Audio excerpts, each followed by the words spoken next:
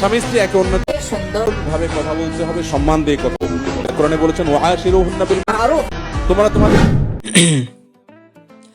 তো রিসেন্টলি প্রিভিউতে যে ধরনের ভিডিওগুলো আপনারা দেখলেন, সো আজকের ভিডিওটা আমি সেটাই শেখাবো যে কিভাবে আপনারাও এই ধরনের স্ট্যাটাস ভিডিওগুলো খুব সহজে বানিয়ে ফেলতে পারবেন, তাও আবার আপনাদের হাতে থাকা মোবাইল ফোনটি দিয়ে।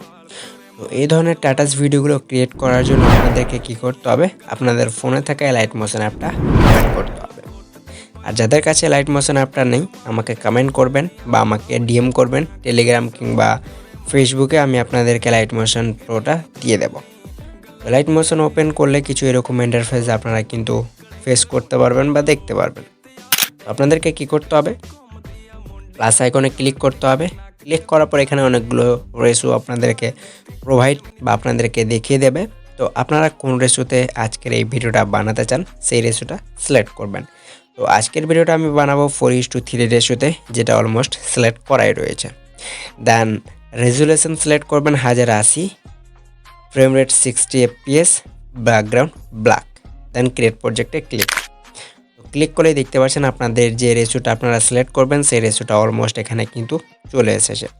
দেন আসার পর কী করতে হবে, নিচের কর্নারের দিকে লক্ষ্য করুন, ডান দিকে প্লাস আইকনের অপশান শো হয়ে গেছে, এখানে ক্লিক করুন। ক্লিক করার পর এখানে অনেকগুলো অপশান রয়েছে। তো মিডিয়ার অপশান দেখতে পাচ্ছেন, মিডিয়াতে ক্লিক করতে হবে। ক্লিক করার পর আপনাদের গ্যালারিটা ওপেন হয়ে যাবে। ওপেন হয়ে যাওয়ার পর আমি এখান থেকে এক্সাম্পল হিসেবে এই ফটোটাকে সিলেক্ট করব। সিলেক্ট করার পর ওপরের প্লাস আইকনে ক্লিক করে অ্যাড করে নেব। তো এই ধরনের ফটোগুলো কিভাবে বা কোথায় পাবেন বা কোন অ্যাপস থেকে পাবেন, কিভাবে খুঁজতে হয়, নাম না জানলেও কোনো অসুবিধে নেই। ভিডিওটা সম্পূর্ণটাই ওয়াচ করুন। আমি আপনাদেরকে ভিডিওর এন্ডে বা সব ভিডিওর শেষে দেখিয়ে দেবো যে কিভাবে এই ধরনের ফটোগুলো কালেক্ট করবেন নাম না জানলেও। ওকে, তো এরপরে কি করতে হবে, আমাদের ফটোর যে সাইজটা রয়েছে সেটাই হচ্ছে স্কোয়ার শেপ 1:1-এ, কিন্তু আমাদের যে ব্যাকগ্রাউন্ড বা আমরা যে রেশোটা নিয়েছি সেটা হচ্ছে 4:3 রেশোতে। তো এটাকে ফিট বা আমাদের ফটোটাকে ফিট করার জন্য আপনারা দুটো অপশান পাবেন। একটা পাবেন মুভ অ্যান্ড ট্রান্সফর্ম, এখানে এসে নিচের 3rd নম্বরের অপশানে ক্লিক করতে হবে। দেন এটাকে এইভাবে করে বড় করতে পারবেন। ওকে, এই যে এইভাবে। প্লাস আরেকটা অপশান রয়েছে, ব্যাক করুন, ওপরের ফটো লেয়ারে ক্লিক করে ওপরের 3 লাইনে ক্লিক করতে হবে। ক্লিক করার পর অপশান দেখতে পাচ্ছেন ফিল কম্পোজিশন এরিয়া, তো ওখানে ক্লিক করলেও কিন্তু আপনাদের ফটোটা সেম এই রেশোতে চলে আসতো। ওকে, মানে 4:3 রেশোতে কনভার্ট হয়ে যেত। তো যাই হোক, সাইজের কাজ শেষ। এরপর আমাদের হচ্ছে এটা ফটোর লেন্থ, এর ডিউরেশন বাড়াতে হবে। তো আপনারা কতটুকু পর্যন্ত ভিডিও বানাতে চান ততটুকু টেনে এইভাবে করে বড় করতে পারবেন। আদারওয়াইজ ঘড়ির আইকন রয়েছে বা ঘড়ির সিগন্যাল রয়েছে, এখানে ক্লিক করবেন।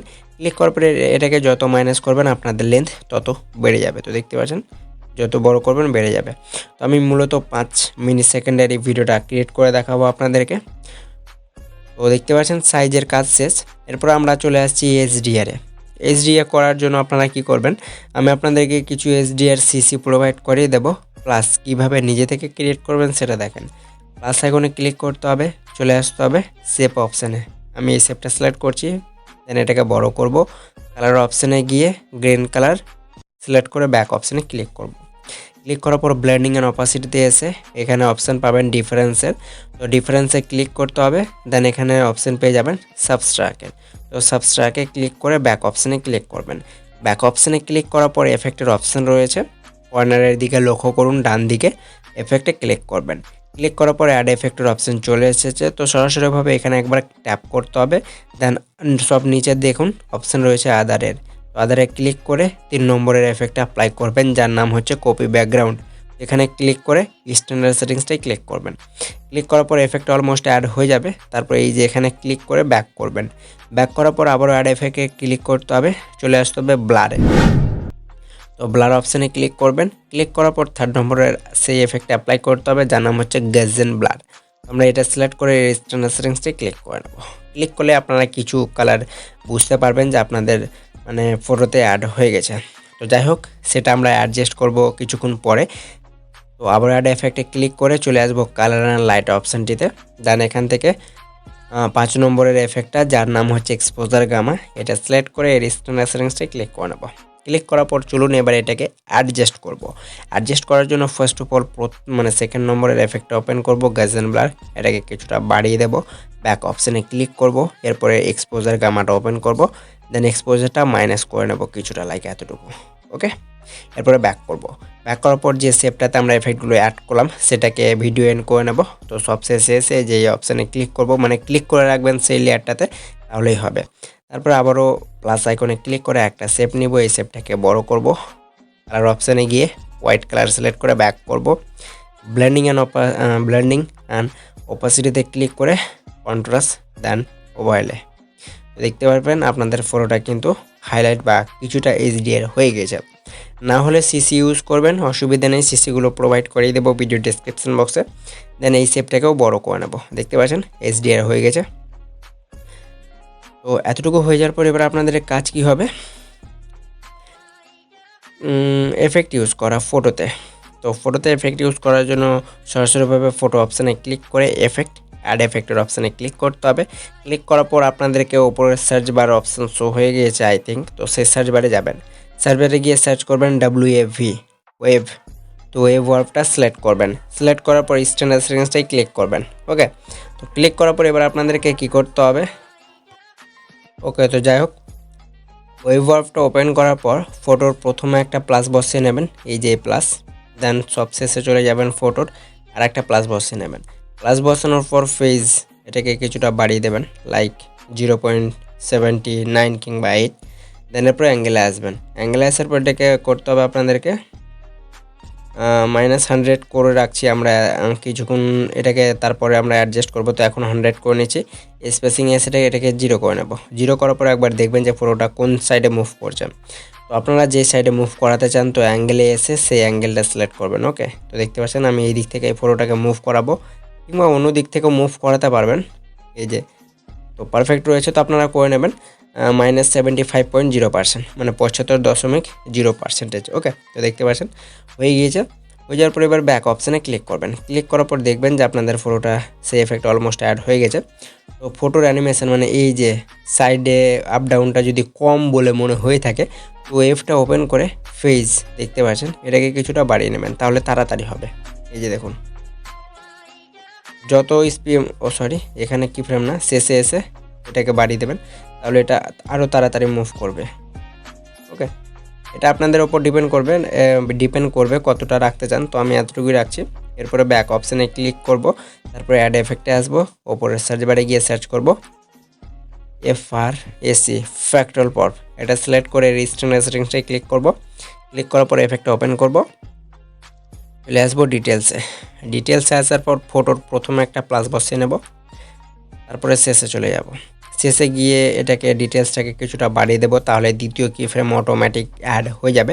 এরপরে চলে আসবো ম্যাগনিটিউডে, এটাকে মাইনাস করব, -0.015 কিংবা 10। হ্যাঁ, তারপরে দেখবেন যে এফেক্টটা কতটা রাখতে চান। এই যে দেখুন পারফেক্টলি বসে গেছে, আর আমি কিছুই করব না।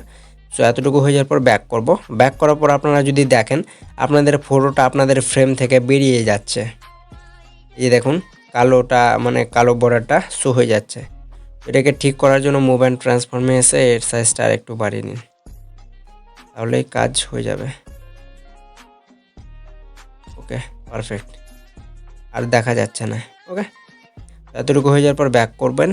ব্যাক করার পর দেখতে পাচ্ছেন সব কিছু কাজ ক্লিয়ার, শুধুমাত্র আমরা আর এফেক্ট ইউজ করব, আর একটা এফেক্ট, যার কারণে ফটো লেয়ারে আবারও ক্লিক করে এফেক্ট অ্যাড এফেক্টে আসবো, সার্চ বারে গিয়ে সার্চ করবো লাইনার স্ট্রিক্স, এটা সিলেক্ট করে স্ট্রিক্সটা ক্লিক করব।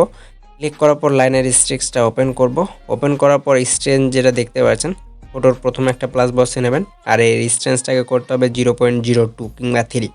তারপরে যতটুকু পর্যন্ত এর এফেক্টটা রাখতে চান ততটুকু চলে যান, তারপরে এটাকে মাইনাস করে দিন, মানে স্ট্রেঞ্জটাকে মাইনাস, তাহলে দেখতে পারবেন আপনাদের দ্বিতীয় কি ফ্রেমটা বসে যাবে। তারপরে কি করতে হবে, চলে আসতে হবে এই যে 3 লাইনে, ডুপ্লিকেট করবেন, দেন যেটা ডুপ্লিকেট হবে সেটাতে চলে যাবেন। এরপর অ্যাঙ্গেলে আসতে হবে, অ্যাঙ্গেলে আসার পর এটাকে বাড়িয়ে করে নিতে হবে, আই থিঙ্ক 45, মানে এই যে সাদা দাগে চলে আসবেন। তারপরে আবারও 3 লাইনে ক্লিক করে ডুপ্লিকেট, দেন যেটা ডুপ্লিকেট হবে সেটা ওপেন করবেন, অ্যাঙ্গেলে আসতে হবে, অ্যাঙ্গেলটা এবার 90 করতে হবে। ওকে, আবারও 3 লাইনে ক্লিক করে ডুপ্লিকেট করার পর যেটা ডুপ্লিকেট হবে সেটা ওপেন করবেন, অ্যাঙ্গেলে আসতে হবে, এটাকে বাড়িয়ে নিতে হবে। তারপরে একবার স্টার্টিংয়ে এসে দেখবেন যে সেই এফেক্টটা অ্যাপ্লাই হয়েছে নাকি, দেখতে পাচ্ছেন পারফেক্টভাবে অ্যাড হয়ে গেছে। আর কিছু করব না, ব্যাক করব।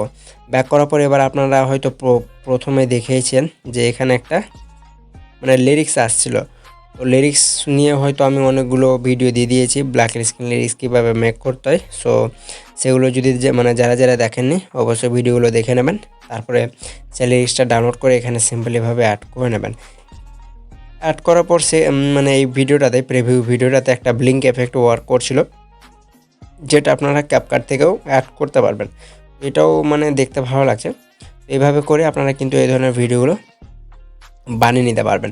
এরপরে ভিডিওটা এক্সপোর্ট করার জন্য শেয়ারে ক্লিক করে এক্সপোর্টে ক্লিক করবেন, তো আপনাদের ভিডিওটা এক্সপোর্ট হতে শুরু হয়ে যাবে।